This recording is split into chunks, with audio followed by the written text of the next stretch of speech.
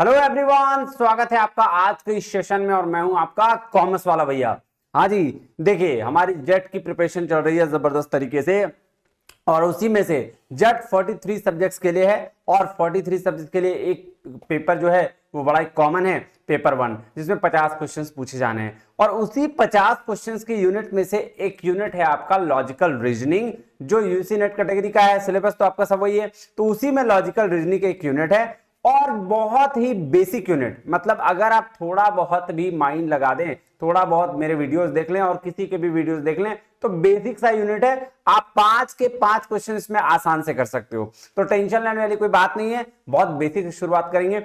आज हम लोग देखेंगे कि लॉजिकल रीजनिंग होता क्या है, उसके कितने टाइप्स है ना, और आर्ग्यूमेंट्स ये क्या होते हैं, इसके बारे में समझेंगे, डिटेल में समझेंगे। टेंशन लेने की कोई बात नहीं है। तो चलिए जेट की प्रिपरेशन को बूस्टअप करते हैं और चलते हैं कहां, अपने क्लास में, और शुरुआत करते हैं। आइएगा जी, देखिएगा सबसे पहले क्या सबसे पहले इस बात को ध्यान देंगे कि भैया आप ज्वाइन कर लेंगे कॉमर्स वाला भैया बाय NWB टेलीग्राम चैनल। यहां पे आपको क्या मिलेगा सर, सारा नोट्स आपको यही मिलेगा, क्योंकि बच्चे कमेंट्स करते हैं कि सर नोट्स कहां मिलेगा, तो ये आपको यहाँ पे नोट्स मिल जाएगा। सारा का सारा जितना भी लेक्चर्स कराऊंगा सबका यही मिलेगा। उसके साथ चैनल को कर लीजिएगा सब्सक्राइब, ताकि आपको स्टेट लेवल पे जितने भी कंपटीशन के एग्जाम है कॉमर्स से रिलेटेड वो आपको यहाँ पे फ्री में कराया जाए। उसके साथ साथ चैनल को जो है कर लीजिएगा सब्सक्राइब, है ना। और इसके साथ साथ व्हाट्सएप पे भी आप हमसे जुड़ सकते हैं, जिसके लिए आपको ये नंबर दिया गया है। कोई दिक्कत हो तो आप इस पे कॉल कर लीजिएगा। चलिए चलते हैं आप आगे। देखिए बेसिक जो आपका सिलेबस है ना, वो सिलेबस की थोड़ी चर्चा कर लेते हैं। अगर मैं बात करूं बेसिक सिलेबस का, तो सबसे पहले आपको दो चीज में बटा हुआ है। किस चीज में बटा हुआ है सर? एक तो ये यहां से लेकर आ जाइए आप यहां तक, जो है वेस्टर्न लॉजिक, क्या है जी, वेस्टर्न लॉजिक, और एक यहां से यहां पूरा है इंडियन लॉजिक। ठीक है, तो अगर मैं रेशियो की बात करूं कि भाई कितना पूछा जाता है, तो कभी कभी 3 क्वेश्चन इससे पूछ लिया जाता है, 2 इससे, और कभी कभी 3 इससे और 2 इससे, ऐसा वाला रेशियो रहता है। तो ये बात ध्यान में रखिएगा, पूछा दोनों से जाना है। और मैं कहूं ना सबसे इजीएस्ट टॉपिक है, ठीक है, सबसे इजीएस्ट टॉपिक है। मैं आपको धीरे धीरे पढ़ाऊंगा, आप देखिएगा, बड़ा मजा आएगा, है ना जी। तो आज हम लोग क्या करने वाले हैं, आज हम लोग देखने वाले हैं लॉजिकल रीजनिंग होता क्या है, लॉजिकल रीजनिंग के टाइप्स कितने हैं, और हम लोग स्ट्रक्चर ऑफ आर्गुमेंट्स पढ़ने वाले हैं कि क्या होता है स्ट्रक्चर, आर्गुमेंट क्या होता है, नहीं तो उसकी शुरुआत करने वाले हैं। देखिए बेसिक मैं आपको बता देता हूं कि पहला आपका जो वेस्टर्न लॉजिक में है, स्ट्रक्चर ऑफ आर्गुमेंट पढ़ना है आपको, आर्गुमेंट के फॉर्म्स पढ़ने हैं, है ना, स्ट्रक्चर ऑफ कैटेगरिकल प्रोपोजिशंस पढ़ने हैं, मूड एंड फिगर पढ़ना है, ये बड़ा मस्त टॉपिक है। फॉर्मल इनफॉर्मल फैलेसीज, हमेशा कंफर्म रहिए कि ये क्वेश्चन यहां से पूछा जाता है। यूज ऑफ लैंग्वेज है, कॉनोटेशन डिनोटेशन है, स्क्वायर ऑफ अपोजिशन, भाई साहब इस बार तो रिकॉर्ड तोड़ दिया, इससे बहुत ज्यादा क्वेश्चन पूछे गए थे, है ना। डिडक्टिव इंडक्टिव रीजनिंग, एनालॉजीज, है ना, वेन डायग्राम का जो है सिंपल और multiple use of establishing validity arguments, ये सारा वेन डायग्राम्स पढ़ना है आपको। तो ये वेस्टर्न लॉजिक है। इंडियन लॉजिक की अगर मैं बात करूं, तो इंडियन लॉजिक मतलब क्या, मीन्स ऑफ नॉलेज, क्या प्रमाण, प्रत्यक्ष प्रमाण के जो टाइप्स हैं, प्रत्यक्ष प्रमाण, अनुमान प्रमाण, है ना, उपमान, शब्दा, फिर अर्थपति, अनुपलब्धि, ये सारे जो प्रमाण है। उसके बाद अनुमान के जो टाइप्स हैं, स्ट्रक्चर एंड काइंड्स ऑफ अनुमान, इन्फरेंस के जो टाइप्स हैं, व्याप्ति, हेत्वाभास फैलेसीज, है ना, ये सारे आपको पढ़ने हैं और बड़े मजेदार तरीके से पढ़ेंगे, तो टेंशन लेने की कोई जरूरत नहीं है ना। चलिए तो अब हम लोग शुरू करें सर? बिल्कुल शुरू करते हैं, ज्यादा लेट ना करते हुए हम लोग क्लासेस की शुरुआत करते हैं। आइए अब क्या करना है भैया, अब एक बात बताइए सर, क्या बताएं सर? सबसे पहले हम लोग शुरुआत किसकी करने जा रहे हैं, वो है लॉजिकल रीजनिंग। क्या है जी?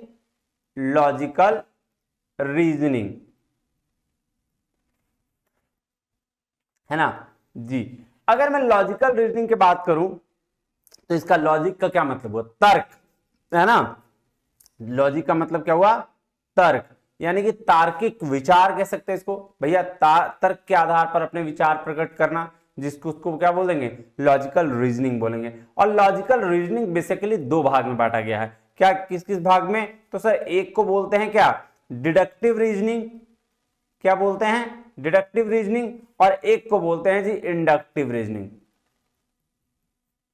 क्या बोलते हैं? इंडक्टिव। अब देखिए रीजनिंग को अलग कर दीजिए, अभी 2 सेकंड के लिए रीजनिंग भूल जाएगा। सबसे पहले बात समझ लीजिए कि डिडक्टिव और इंडक्टिव का क्या मतलब होता है। ठीक है, डिडक्टिव और इंडक्टिव का मतलब क्या होता है, क्योंकि डिडक्टिव आपको ये आपके पूछा जाएगा रिसर्च में भी, लॉजिक में भी, है ना, डिडक्टिव हर जगह है। तो डिडक्टिव का मतलब होता है कि कोई भी चीज जो ह्यूज लेवल पे अवेलेबल है उसको कम कर देना।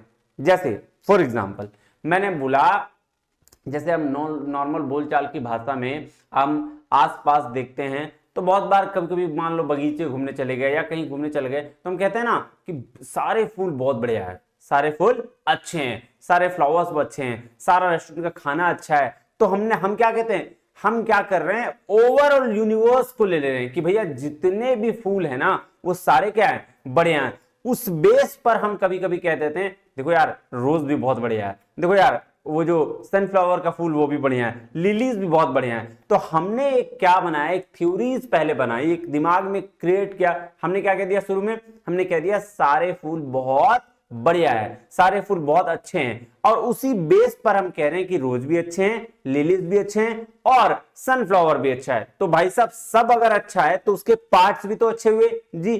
तो होल टू पार्ट का जो कॉन्सेप्ट है ये देखिए, डिडक्टिव मतलब यहां एक बड़ा सा थ्योरी है, कोई भी एक थ्योरी क्या हुआ, वही चीज कि सारे फूल अच्छे हैं और उसको हमने पार्ट पार्ट में बांट दिया, ठीक है। जस्ट अपोजिट इंडक्टिव का मतलब क्या हुआ कि ऐड टू द, मतलब थ्योरी बनाना। यहां पे जैसे अगर आप किसी जगह पे जाते हैं, मान लो कपड़ा खरीदने के लिए, ठीक है, फॉर एग्जांपल, तो आप देखते हैं कि यार यहाँ शर्ट्स भी अच्छे हैं, यहाँ पैंट्स भी अच्छे हैं, यहाँ टी शर्ट्स भी अच्छे हैं, यहाँ पे ये भी, तो वो आप क्या कह देते हैं कि यार यहाँ के ना सारे कपड़े अच्छे हैं। क्या कह देते हैं, यहाँ के सारे कपड़े अच्छे हैं। मैं नॉर्मल बोलचाल की भाषा में आपको बताने की कोशिश कर रहा हूं, ठीक है, ये ध्यान रखिएगा। जाते हैं किसी मॉल में, सर बिल्कुल जाते हैं, तो वहां पे हम क्या कह देते हैं कि सर शर्ट्स भी अच्छे थे, पैंट्स भी अच्छे थे, आपके टी शर्ट्स भी अच्छे थे, शूज सॉक्स भी अच्छे थे, तो ये सारे कपड़े, तो आप कह देते हो भैया सारे कपड़े क्या थे, अच्छे थे। लेकिन मुझे बताओ, आपने तो पूरे वर्ल्ड की बात नहीं करी, पूरे यूनिवर्स की बात नहीं की, आपने तो स्मॉल की बात करी, ठीक है। तो इसीलिए यहां पे जब पार्ट टू होल की बात होती है, ठीक है, पार्ट टू होल की बात होती है, तो ये कहा जाता है कि ये जो होगा ये पॉसिबिलिटी होगी। क्या होगा, पॉसिबिलिटी होगी, पॉसिबिलिटी के केस में होगा, इसलिए हमेशा संभावना रहेगा कि जो ये बात कह रहा है वो सही हो, क्योंकि आपने क्या किया, 4-5 चीज को देखा और उस बेस पर एक बात निकल के आ गई, एक स्टेटमेंट आपने कह दिया, एक 2 टी शर्ट देखा, 4 पैंट देखे, 4 कुछ और सॉक्स देखे और उस बेस पर कह दिया कि यहाँ के सारे कपड़े अच्छे हैं। हो सकता है कुछ और चीजें होंगी जो खराब हो, तो इसीलिए इसको पॉसिबिलिटी के केस में रखा जाता है कि संभावित है कि ये बात जो हम कह रहे हैं वो क्या होगा, वो हो सकता है सही होगा या गलत भी होगा, इसीलिए इसको पॉसिबिलिटी कहा जाता है। और यहां पे क्या है, यहां पे आपने क्या किया कि आपने पूरे यूनिवर्स की बात कर दी कि भाई साहब सारे फ्लावर्स क्या हैं, अच्छे हैं। तो आप जब सारे फ्लावर्स अच्छे कह देते हैं तो आपका रोज भी अच्छा हो जाएगा, सनफ्लावर भी अच्छा हो जाएगा, और क्या, और आपका लिली भी अच्छा हो जाएगा। इट मींस कि यहां पे कोई थ्योरी जो है, यहां पे कोई चीज अगर बोली गई है तो ये वेरीफाई या टेस्ट करने के लिए करी जाती है, और यहां पे अगर कोई चीज कही गई है तो यहां थ्योरी बनाने के लिए की जाती है। दोनों बात समझिएगा ध्यान से। डिडक्टिव इट मींस कि कोई चीज कही गई है, उसके पार्ट्स जो कहे जा रहे हैं वो उसमें 100% सही होंगे। जैसे फॉर एक और एग्जांपल मैं देता हूं, अगर आपके दादाजी के मतलब दादाजी हैं तो आपके पिताजी होंगे, और आपके पिताजी हैं तभी आप हैं, ये बात श्योर है। तो दादाजी क्या सर, डिडक्टिव वाला पार्ट कि दादाजी हैं तो पिताजी, और पिताजी हैं तो आप हैं। लेकिन ऐसा कोई कह सकता है कि आप हैं, ठीक है, आप हैं तब आपके, मतलब ऐसा नहीं है ना कि आपने आपसे आपके पिताजी आए, नहीं, आप अपने पिताजी से आप आए हो। तो इसीलिए डिडक्टिव कहने का मतलब कि जब भी आप कोई थ्योरी बोलते हो या कोई स्टेटमेंट कहते हो तो उस स्टेटमेंट के बेस पर जितनी भी स्टेटमेंट निकलती हैं वो उसका पार्ट होती हैं। क्लियर है। और इंडक्टिव का मतलब होता है कि जब भी कोई स्टेटमेंट, एक छोटा सा स्टेटमेंट कहा, 2 स्टेटमेंट कहा, 3 स्टेटमेंट कहा, और उस स्टेटमेंट के बेस पर अगर आप होल एक स्टेटमेंट बना देना चाहते हो या फिर एक होल थ्योरी बना देना चाहते हो तो उसको हम लोग इंडक्टिव कहते हैं। क्लियर है, यहां तक कोई दिक्कत परेशानी नहीं होनी चाहिए, मुझे लगता है अब आपको समझ में आ गया होगा।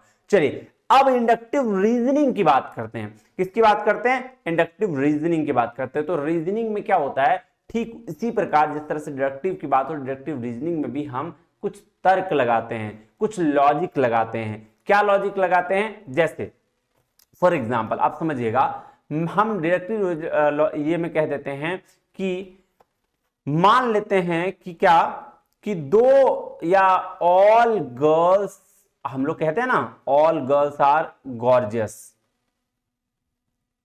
कह देते हैं, हम लोग कहते हैं, हमेशा कहते हैं भाई सब लड़कियां बहुत खूबसूरत होती हैं, है ना, होती हैं, ऑफ कोर्स होती हैं। तो A is gorgeous, B is gorgeous, C is gorgeous.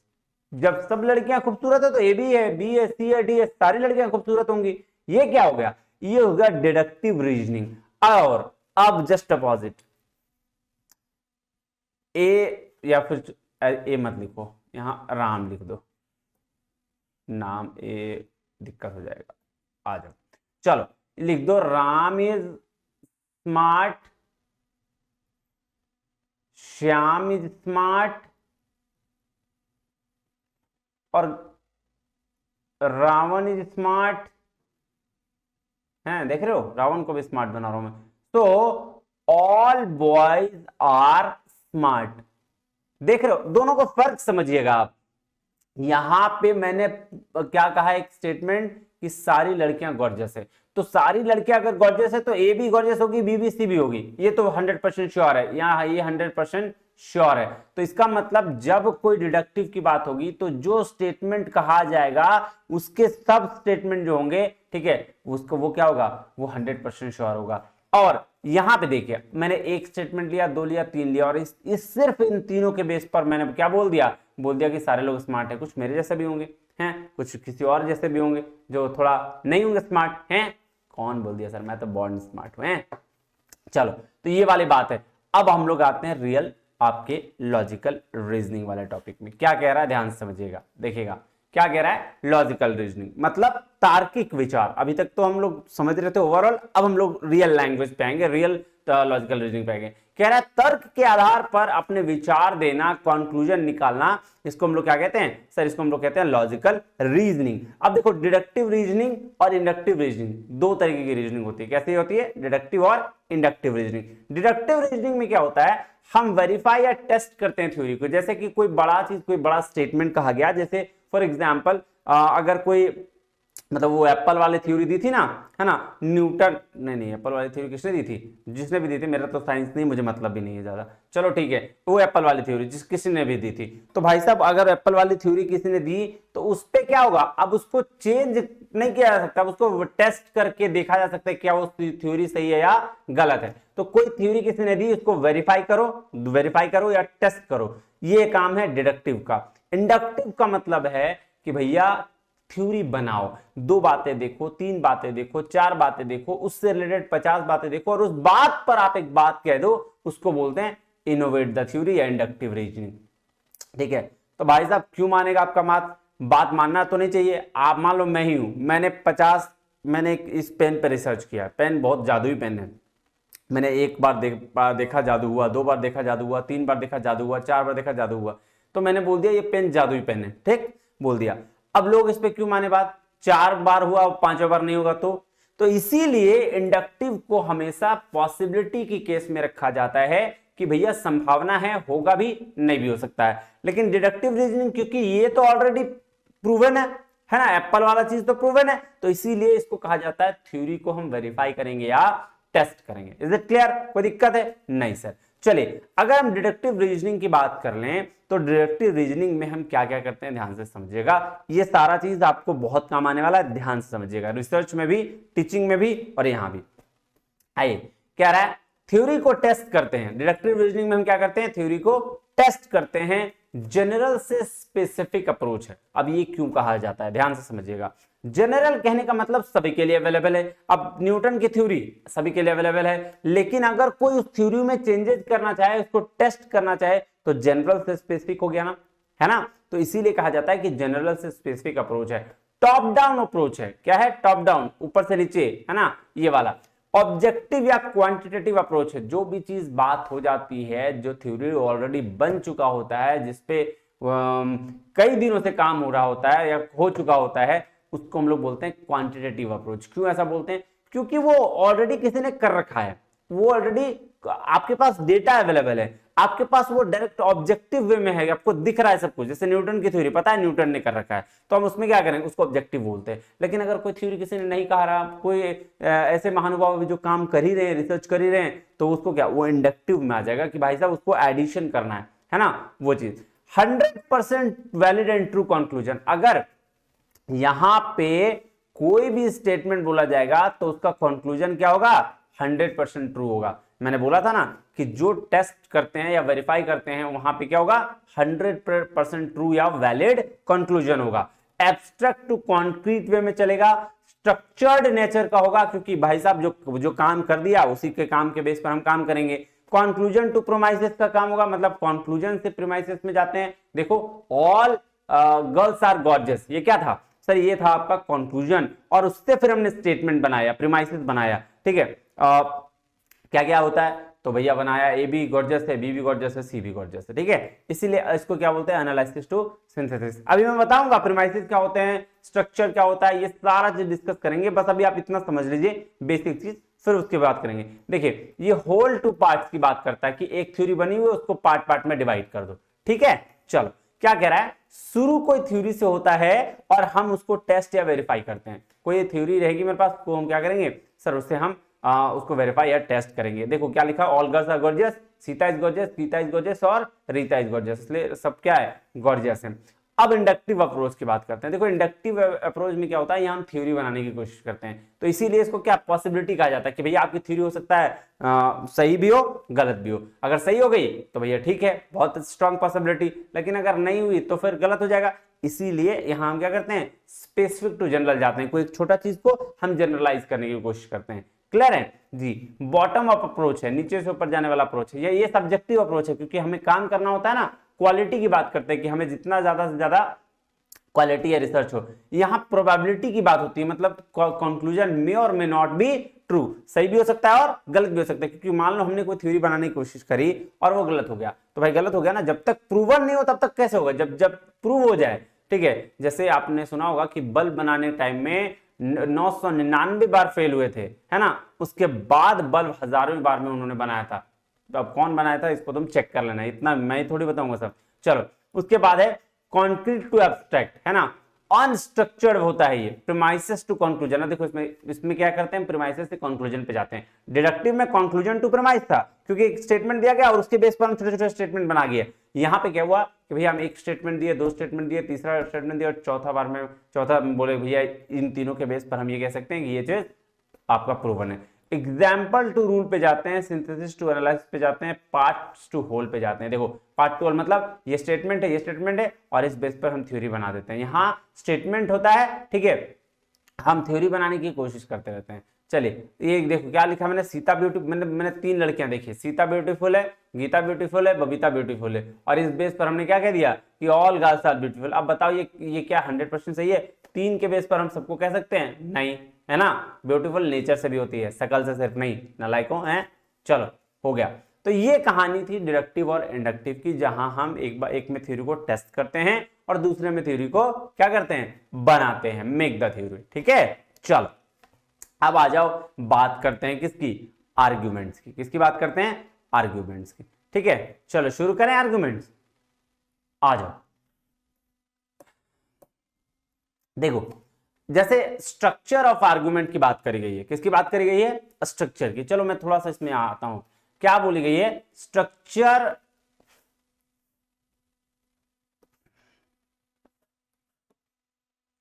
क्या बोला गया है, स्ट्रक्चर ऑफ आर्ग्यूमेंट्स, दिख रहा है ना।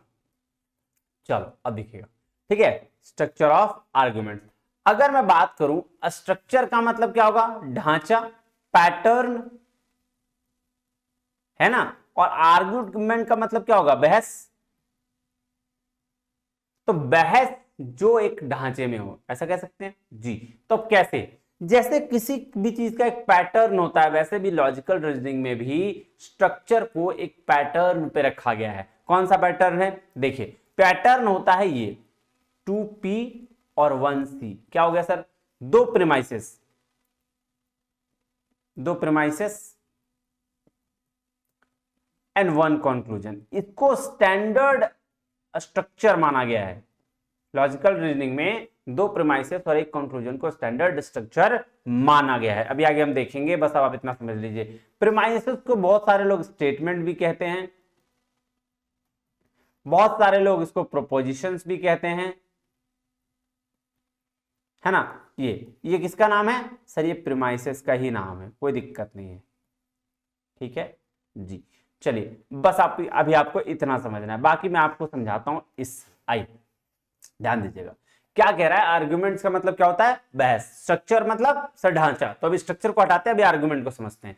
क्या कह रहा है? आर्गुमेंट्स का भी कोई बेस होना चाहिए। बिल्कुल सही बात है कि अगर हम कोई बहस कर रहे हैं, कोई बात कर रहे हैं, उसका कोई बेस होना चाहिए। यूं ही हमें हवा पानी में वाला बात तो नहीं मानता, कोई नहीं मानता, है ना। मतलब कोई प्रूफ या कोई एविडेंस हो, ये उस बेस पर अगर आप बात कर रहे हैं तो बात सही है ना। हम कह देंगे सारे फूल बहुत अच्छे हैं और पता चला एक भी फूल है ही नहीं आसपास में, तो किस बेस पर कहोगे, है ना।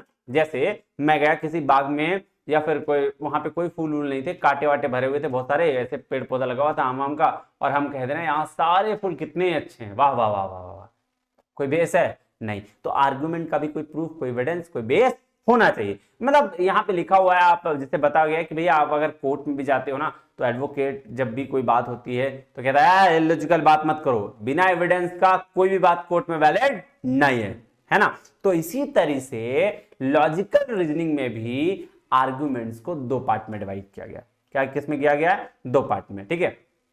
पार्ट्स में बताऊंगा, उससे पहले समझिए दो पार्ट में क्या है। तो देखिए, एक तो है प्रीमाइसेस स्टेटमेंट या प्रोपोजिशन बोल सकते हैं, और दूसरा है कंक्लूजन। ये दो पार्ट, ठीक है। चलो अब ये क्या है भैया? बोल रहा है यहां हम स्टेटमेंट के बेस पर कंक्लूजन निकालते हैं। क्या करते हैं? हम स्टेटमेंट के बेस पर कंक्लूजन ड्रॉ करते हैं, या कंक्लूजन के बेस पर स्टेटमेंट बनाते हैं। सिंपल सी बात है, यही तो अभी तक हम कर रहे थे डिडक्टिव और इंडक्टिव में। अब क्या हो रहा है? जैसे for example, all man are smart, सारे मैन स्मार्ट है, तो हम कह दे रहे हैं ए भी स्मार्ट है और बी भी स्मार्ट है। क्या कह दे रहे हैं? ए भी स्मार्ट है और बी भी स्मार्ट है ना। यही कह रहे हैं, ऑल मैन आर स्मार्ट मतलब ए भी स्मार्ट और बी भी स्मार्ट। लेकिन अगर ए स्मार्ट है और बी स्मार्ट है तो हम क्या कह रहे हैं? ऑल मैन स्मार्ट है। यही दो तरीका होता था कि एक तो हम पूरा पूरा थ्योरी है उसको टेस्ट कर लें, या दूसरा क्या करें? हम थ्योरी बना लें। यही काम था जी। अब क्या कह रहा है?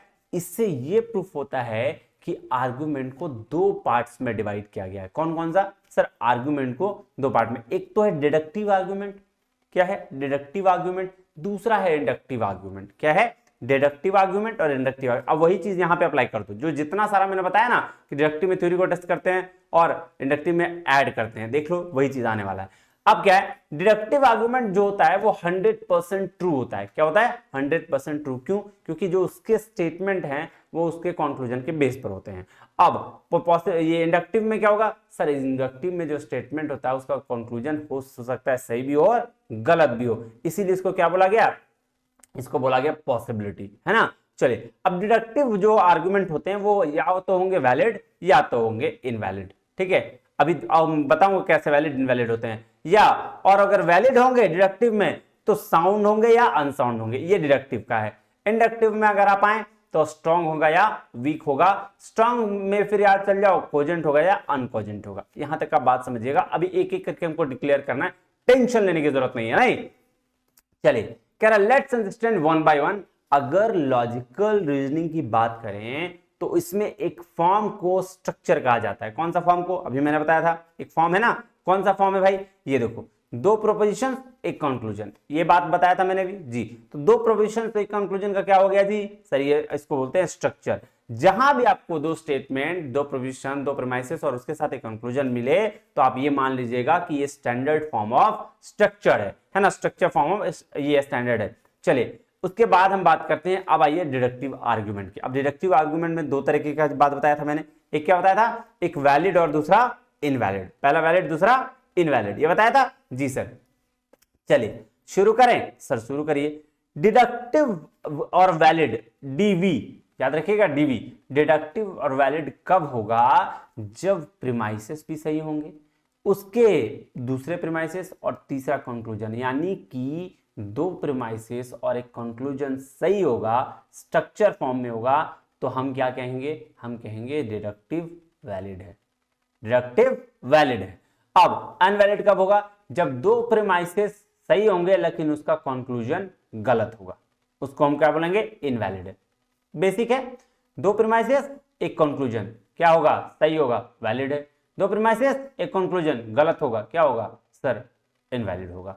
अब आते हैं वैलिड और साउंड और अनसाउंड में, कि deductive DV sound unsound, DV unsound sound unsound. DV से सुनने में देवी नहीं लग रहा है कुछ कि भाई देवी जी है ना, तो डीवी से याद रखिएगा देवी, डीवी से क्या याद रखिएगा? डिडक्टिव वैलिड से देवी, ठीक है। अब देवी को साउंड पसंद है या नहीं पसंद है देखते हैं। देवी मतलब क्या है? उसके बाद क्या बोला? Deductive valid. वैलिड में क्या होता है? साउंड या अनसाउंड। साउंड मींस क्या होता है कि दो प्रोपोजिशंस या दो स्टेटमेंट, दो प्रीमाइसेस प्लस एक कंक्लूजन ट्रू तो है ही, ये स्ट्रक्चर फॉर्म में है ही, इसके साथ साथ जो बात कह रहा है ना वो भी सही है। फॉर एग्जाम्पल मैं आपको समझाता हूं। जैसे मैं अगर कहूं कि मान लो सारी मछलियां कहां रहती है?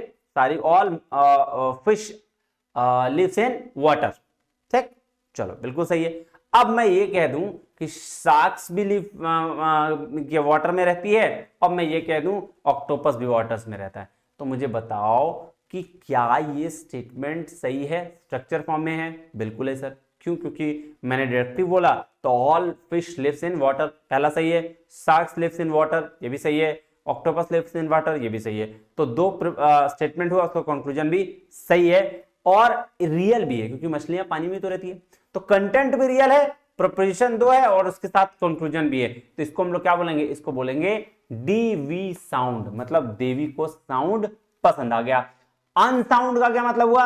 अनसाउंड मतलब हो गया स्ट्रक्चर होगा, दो प्रीमाइसेस से कंक्लूजन होगा, लेकिन कंक्लूजन गलत होगा या प्रीमाइसेस से गलत हो जाएगा, ये बात होगा। तो इसको हम लोग बोल देंगे डीवी को साउंड पसंद नहीं है, अनसाउंड है। क्लियर है बात? यहां तक कोई दिक्कत है तो मुझे बताइएगा। डीवी कोई बात, कोई दिक्कत परेशानी तकलीफ नहीं। आइए वैलिड प्लस साउंड का एग्जांपल देखिए, मैंने यहाँ पे आपको एग्जांपल बताया, वही एग्जांपल दिया है। All fish lives in water, सारे फिश पानी में रहते हैं। शार्क पानी में रहता है और कैटफिश भी पानी में रहता है, मतलब ये वैलिड प्लस साउंड भी है और ये रियल भी है, ठीक है। तो इसलिए इसको क्या बोलेंगे? इसको बोलेंगे देवी को साउंड पसंद है, मतलब DV sound, deductive valid and sound, ठीक है। चलिए, और वैलिड एंड साउंड मतलब all bats are mammals, all mammals can fly, मतलब बताओ सारे स्तनधारी पक्षी उड़ सकते हैं, ऐसा लिखा, ठीक है। ऑल मैमल्स, ऑल बैट्स, सारे बैट, चमगादड़ जो हैं वो स्तनधारी हैं, ये तो पहला स्टेटमेंट बिल्कुल सही है। ऑल मैमल्स कैन फ्लाई, सारे स्तनधारी पक्षी उड़ नहीं सकते हैं, तो ये तो गलत हो गया। ऑल बैट्स कैन फ्लाई, सारे बैट्स उड़ सकते, सारे चमगादड़ उड़ सकते हैं, लेकिन सारे फ्लाई जो स्तनधारी पक्षी हैं वो नहीं उड़ सकते हैं। तो ये स्टेटमेंट क्या हो गया? गलत हो गया। इसलिए इसको बोला कि देखो स्ट्रक्चर फॉर्म में तो है, पीपीसी फॉलो कर रहा है, दो प्रीमाइसेस एक कंक्लूजन, ये तो स्ट्रक्चर है, मतलब ये तो आपका वैलिड है। वैलिड है प्लस अनसाउंड है, साउंड नहीं है ना। अच्छा एक बात बताओ, वैलिड नहीं होने के लिए क्या था? कंक्लूजन गलत होना होता था। लेकिन अगर बात करें वैलिड प्लस अनसाउंड की, तो भैया दो प्रीमाइसेस कंक्लूजन जरूर होगा, स्ट्रक्चर के फॉर्म में होगा, लेकिन एक प्रीमाइसेस गलत होगा। क्या होगा? एक प्रीमाइसेस गलत होगा। चलिए, ये हो गया आपका डिडक्टिव। कहानी की दिक्कत, कोई दिक्कत, कोई परेशानी, कोई तकलीफ तो बताया जाए। नहीं सर क्या दिक्कत होगा, है ना।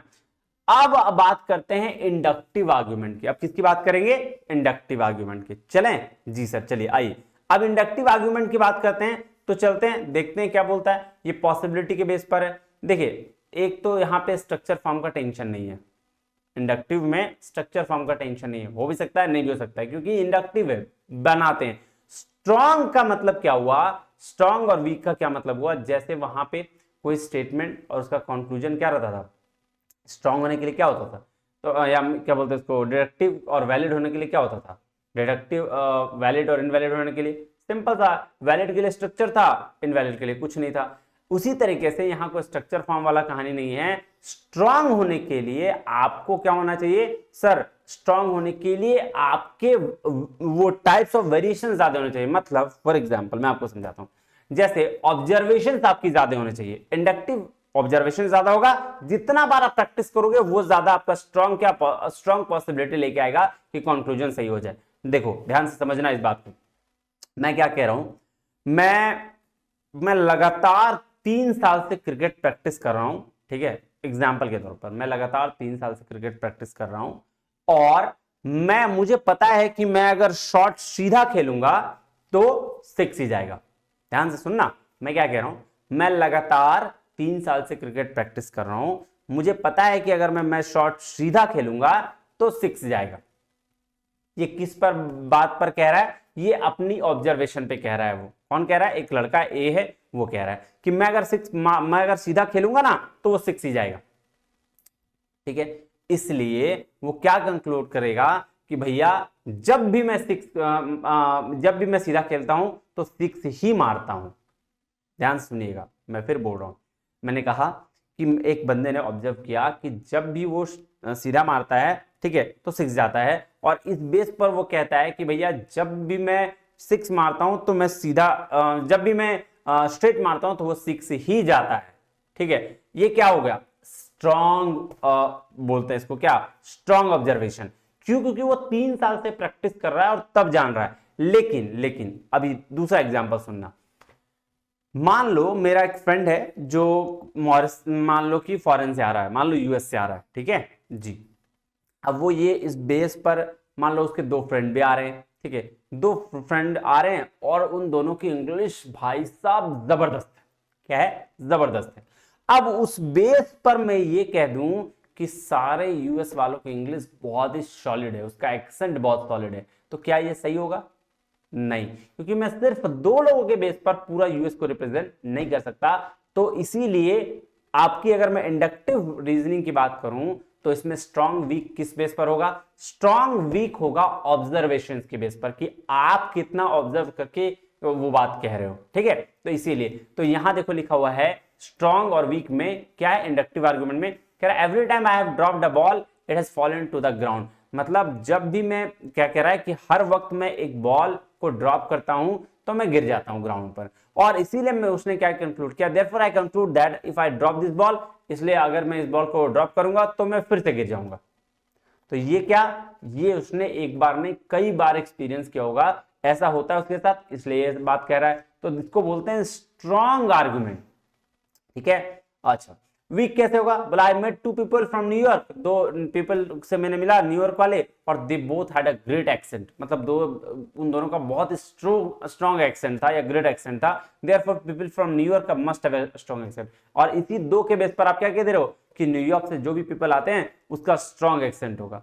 क्या ये कहना सही है?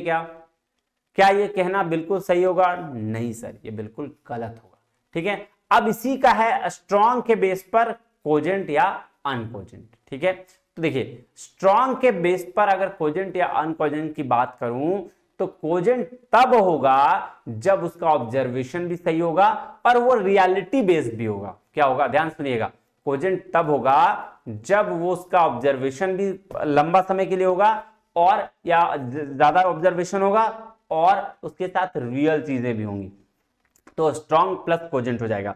अनकोजेंट क्या होगा? भैया लंबा ऑब्जर्वेशन होगा लेकिन वो रियलिटी बेस्ड नहीं होगा, तो उसको बोलेंगे अनकोजेंट। क्लियर है यहां तक? कोई दिक्कत है यहां तक? सर कोई दिक्कत नहीं है, मुझे तो नहीं लगता कि इसके बाद कोई दिक्कत बची रहनी चाहिए आप लोगों की। चलिए अब मैं चलता हूं पीडीएफ पे, आइए ये देखिए टाइप्स ऑफ रीजनिंग की बात करूं तो क्या है भैया टाइप्स ऑफ रीजनिंग में? डिडक्टिव आर्गुमेंट क्या है? If the premises are true the argument form is valid then the conclusion must be true. तो अगर ये तो मैंने पहले बताया कि 100% श्योरिटी है कि जहां पे प्रीमाइसेस सही होगा तो इसका क्या होगा सर, इसका कंक्लूजन भी ट्रू होगा। इंडक्शन की अगर मैं बात करूं तो इंडक्शन कह रहा है कि अगर प्रीमाइसेस ट्रू है तो ये गारंटी नहीं कि कंक्लूजन भी ट्रू होगा या फॉल्स होगा, है ना। तो ये पॉसिबिलिटी का केस है। क्या है? पॉसिबिलिटी का केस है, इसको ध्यान में रखिएगा। चलिए अगर मैं बात करूं स्ट्रक्चर ऑफ आर्गुमेंट की, तो देखो क्या कह रहा है, कह रहा है आर्गुमेंट क्या है? सेट ऑफ स्टेटमेंट है, ठीक है। वेयर वन स्टेटमेंट, जो एक स्टेटमेंट है जो उसको कंक्लूजन कहते हैं, इज सपोर्टेड बाय वन और मोर अदर स्टेटमेंट, जो दूसरे को प्रीमाइसेस कहते हैं। तो प्रीमाइसेस के द्वारा सपोर्ट मिलता है इसको कंक्लूजन को। लॉजिकल रीजनिंग में स्ट्रक्चर ऑफ आर्गुमेंट कंसिस्ट दो पार्ट होते हैं। कौन कौन सा? कंक्लूजन और प्रीमाइस। कंक्लूजन होता है और प्रीमाइस होता है। कंक्लूजन मेन आइडिया होता है, प्रीमाइसेस सपोर्टिंग एविडेंस होता है। प्रीमाइसेस बोलते हैं statement provided as evidence reasons to support the conclusion, जो प्रीमाइसेस कंक्लूजन को जो सपोर्ट करता है उसको प्रीमाइसेस बोलते हैं। और कंक्लूजन होता है मेन स्टेटमेंट जो आर्गुमेंट के बेस पर हम क्या करना चाहते हैं, एस्टैब्लिश या प्रूफ करना चाहते हैं। फॉर एग्जाम्पल क्या दिया हुआ है, प्रीमाइसिस 1 में ऑल मेन आर मॉर्टल, सारे मेन मॉर्टल है, दूसरा बोल रहा है सोक्रेटिस ए मैन, और तीसरा कंक्लूजन कह रहा है सोक्रेटिस मॉर्टल। तो ये बात क्या है, ये आपका बता रहा है कि 2 स्टेटमेंट एक कंक्लूजन है, ये स्ट्रक्चर बेस्ड है। चलिए अब ये देख लीजिए डिडक्टिव क्या है, deductive argument valid invalid. Valid कब होगा सर, डीवी वैलिड कब होगा, जब पीपीसी के फॉर्म में होगा, मतलब पीपीसी फॉर्म में है वैलिड है, पीपीसी के साथ ये फॉर्म में है लेकिन पीपीसी के फॉर्म में है लेकिन कंक्लूजन गलत है, ये तीनों सही है और ये कंक्लूजन गलत है तो ये इनवैलिड हो गया। पीपीसी के साथ अगर रियल लाइफ में भी सही है तो साउंड होगा और रियल लाइफ में सही है नहीं तो ये गलत हो जाएगा। इसका एक प्रीमाइसिस एक गलत हो जाना चाहिए और इसका दोनों प्रीमाइसिस और कंक्लूजन भी सही होगा और रियल लाइफ के साथ भी सही होगा। ठीक है, सेम है इंडक्टिव आर्गुमेंट के साथ भी। स्ट्रॉन्ग वीक कब होगा, स्ट्रॉन्ग तब होगा जब इसके ऑब्जर्वेशंस बहुत ज्यादा हाई होंगे। तो स्ट्रॉन्ग वीक कम होगा जब बहुत ज्यादा कम होंगे और उस बेस पर हम कोई बात कह रहे होंगे। स्ट्रॉन्ग कोजेंट अनकोजेंट कब होगा, जब सारे प्रीमाइस ट्रू हो जाएंगे तो कोजेंट और जब एटलीस्ट 1 प्रीमाइस फॉल्स होगा तो अनकोजेंट होगा। बात समझ में आ रहा है, कोई दिक्कत परेशानी नहीं सर। चलिए ये सेम चीज है, डिडक्टिव वैलिड इनवैलिड ये सेम है, इसको देख लीजिएगा, कहानी खत्म। ये था आपका स्ट्रक्चर एंड आर्गुमेंट। मुझे उम्मीद है आपको बहुत अच्छे से समझ में आया होगा, है ना। तब तक के लिए बहुत बहुत धन्यवाद, थैंक यू वेरी मच। और अगर आपको वीडियो पसंद आया तो इसको लाइक शेयर सब्सक्राइब जरूर कीजिएगा, है ना। मिलते हैं अगले वीडियो में, तब तक के लिए थैंक यू वेरी मच, जय हिंद।